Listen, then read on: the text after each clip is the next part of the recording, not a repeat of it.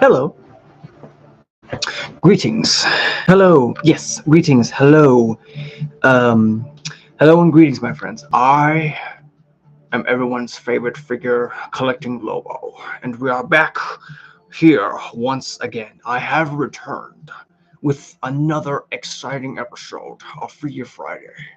Yes, it is that special time of the week where we, pretty much spend some quality time together and basically nerd out about all things figure, Funko, merchandise, memorabilia, related of all kinds, shapes, colors, and sizes. You best believe anything of that sort you're going to find right here on this channel.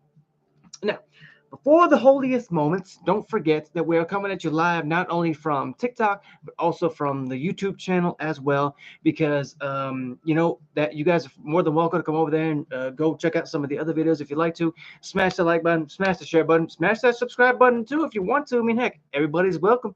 Come in. I mean, come on in and join me. Heck. But also, before the holiest moments, before we get into the nitty gritty of the evening, please do me a favor if you haven't already. Please go grab yourself something to eat. Go grab yourself something to drink. Or if you just want to go grab yourself a snack if you want to, that's perfectly fine too. Because I want you to be as relaxed, chill as possible. Because as you know, this is a green zone. And everybody, I do mean everybody, is welcome. So please go and help yourself, folks, because hey, we got nothing but time and there's no rush. And don't worry about me. I have some. I'm rocking some good old wata this evening, and of course, now don't worry. I did put in an order for some food, and it is definitely on the way. So please don't worry about that. I will definitely be getting some down on some food tonight today. But yo, what's good, Mister Collect? How you doing, good sir? It's been a minute. How you been, my man? Oh yeah, must stretch, must stretch. Oh yes, yes. Of course, I also want to say that with the new merch tonight, I am also going to be debuting this lovely ensemble of a T-shirt tonight. Check it out, folks. Check it out. Of course, so graciously given to me by the folks at Riot Society, and of course, as you can see, it is depicting a Jurassic Park theme with a lovely T-Rex on, and yeah, it's got a bone in its mouth, and it's got a little message underneath right here. It says, "I ate all my friends." But it's definitely one of my favorite shirts. Anyway, just got a Mayfax symbiote Spider-Man. Oh hell yeah, dude! Good on you, good on you. Nice. Heck, I'd be looking forward to seeing that. If you post some TikToks of those, man, heck, you gotta let me know. Heck, let me see, and I'll take a look at them. Oh yeah, and also before I forget, folks, just know that the music that you guys are hearing in the background, if you guys beats, the images, the lyrics, none of that. I'm just saying, it's just for aesthetic purposes. But we have hit that marker, so I want to say I hope you guys are relaxed and ready. I invite you guys to please sit back, relax, kick your feet up, mellow out, and chill with your boy because as you know, it is that time, folks. So again, I invite you guys, please sit back, relax, and kick your feet up. Say hello and welcome back for those who are just joining us on, of course, this fun.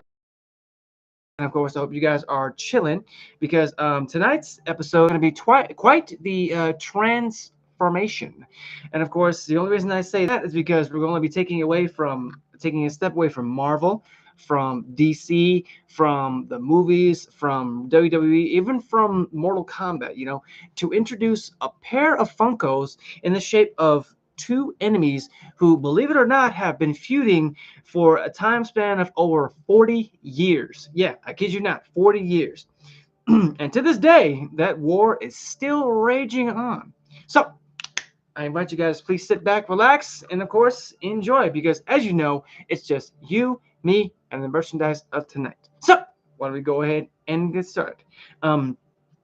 So first up, I want to just get right into it, because we're going to introduce our glorious first introduction of the evening to a very, very well-known character of this particular cartoon series that surrounded beings that are more than meets the eye. And of course, the only reason I say that is because our first guest of the evening, folks, please give a big wolf pack welcome to Mr. Optimus Prime. Yes, that's right, folks. You heard me right. The glorious leader of the Autobots has made his debut on this fine Friday evening. And of course, he's brought with him a tale to tell of his story. But first, why don't we go ahead and take a look at old Mr. Prime here? Woo! Check him out. I'm not gonna lie, he is looking boss right now because these are the retro. This is the retro version of Mr. Prime here. As you can see, he is sporting his trademark look, of course, the blue, the red, the truck body here. It's also got the little Autobot symbol right there on his arm, as you guys can see plainly right there. And of course, he's rocking his ion cannon right here. Very dangerous weapon, so please don't point that at me, Mr. Prime. I'm just here to, give you a limelight. But of course, why don't I give you guys a little history lesson about Mr. Prime here?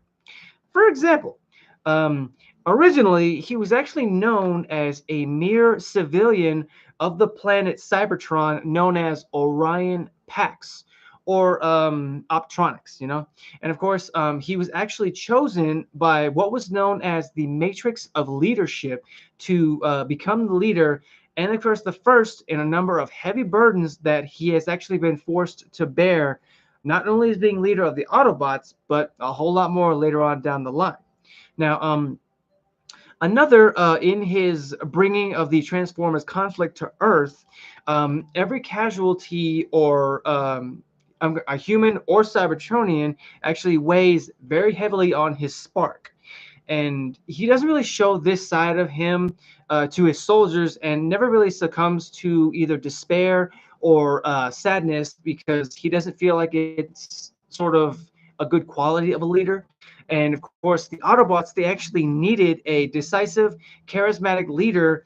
And of course, that is what he gives them in the end. And of course, it was actually that same leadership which turned the tide of the Great Cybertronian War that, again, was actually waging at the time. And on the battlefield, there were actually a few who rivaled Optimus Prime's prowess.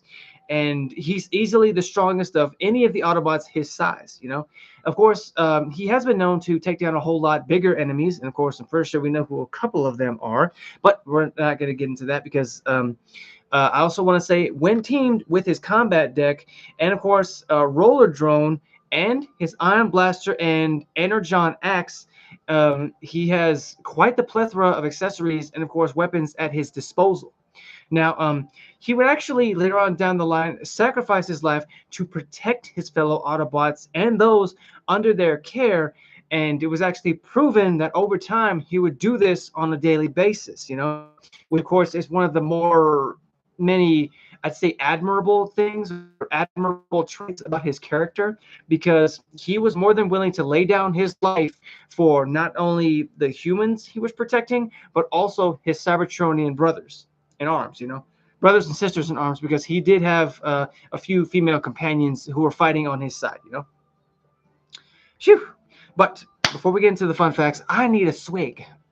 And of course, make sure that you guys are please stay hydrated, okay? Make sure you're drinking the necessary precautions,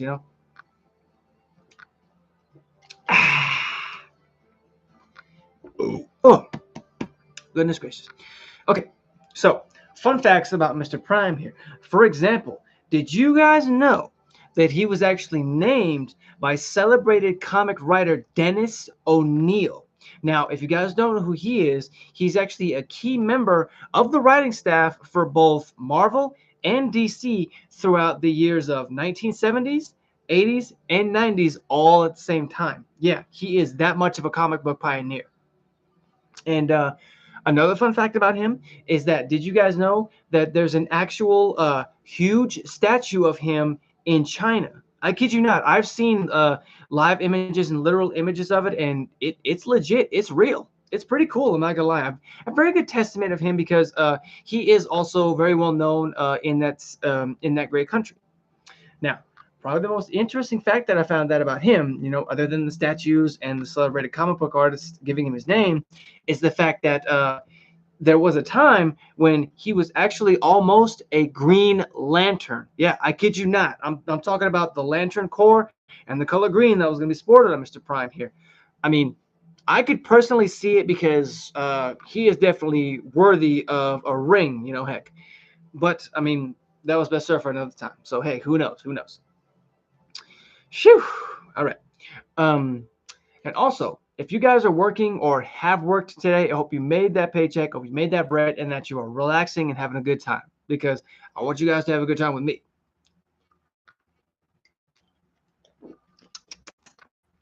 Oh, goodness gracious. Okay, so you guys good? I want to make sure you're good before we continue because we're going to be moving on now. Not necessarily a different direction because we're starting in the same direction, just introducing our next character of the evening. So, next up, we're actually going to be introducing the mortal enemy of our heroic leader. And of course, I invite you guys, please don't piss him off. So I'm telling you this right now. Take a knee and do as he commands. As we introduce our next guest of the evening, ladies and gents, I give you Megatron. Yes, you heard me right, folks. The dangerous Decepticon leader. Also making his debut alongside his mortal enemy Optimus Prime. But don't worry, he has allowed me to graciously tell his tale. And of course, he kind of lives for the admiration, so, So, mortals, gaze upon him. And just don't worry, the blaster is it's on stun mode, I'm just saying. But as you can see, he's sporting his trademark gray and, of course, the piercing red eyes of Megatron. Okay, let me sit you right there, Mr. Tron. Thank you so much for coming. Always a great pleasure having you both here. So, this Decepticon leader here is, again, the founder of the Decepticon Uprising and their most well-known and feared leader. Now, don't get me wrong. The story kind of goes back a little further. As a young, charismatic leader forged in battle and heritage of war, he actually began to believe in sort of a grand purpose, for his race of Cybertronians, and it is actually the Transformers' glorious destiny to sort of rule an empire which will span the whole of the entire universe, Hello, Mother. Hello, and good evening. Now, the opposite of his mortal enemy, Optimus Prime, he sort of at the time felt, great contempt for oh, okay, so that's what that was. I was about to say, what the heck was that sound? That's weird. It's never done that before. Seriously, it's never done that before. But he actually felt, betrayed. My God, that is new. That's cool. So when you get your live goal achieved, I guess you get like a little applause or whatever. That's honestly new. It's never done that to me before. I don't know. But anyways, and of course, like I said, he felt betrayed, and of course, by their proud heritage, by demanding peace and cooperation with weaker life forms. And of course, he also felt, I'm talking about Megatron here, that it is the destiny of the Decepticons to bring order, if you will, to the universe through conquest.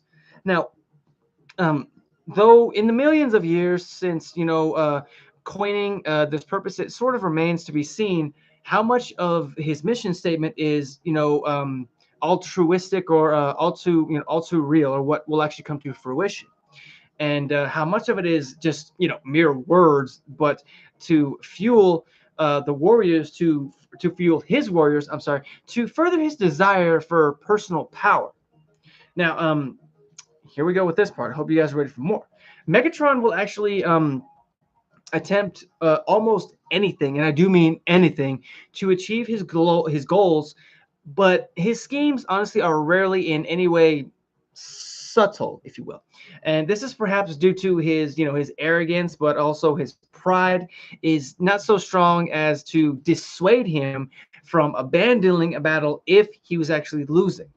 Now, he often shows dramatic examples of cowardice concealed in rage. So if you see him being in a pissed off mood, that's basically him trying to say, I'm not afraid of you.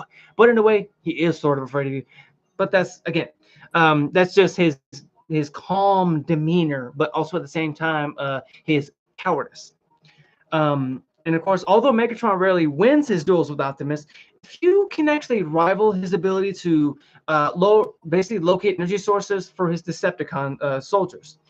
And some would actually question his sanity, though these few are mostly now, by his hands or his fusion cannon, if you will. It actually depends on his mood, because sometimes he can be gracious. He might take off a leg or an arm. Other times he'll probably just take your whole life, but who knows? And actually, sometimes he uses his energon to sort of energon mace, which is his blunt weapon, to strike down them as well, whether it be his enemies or even then his own soldiers.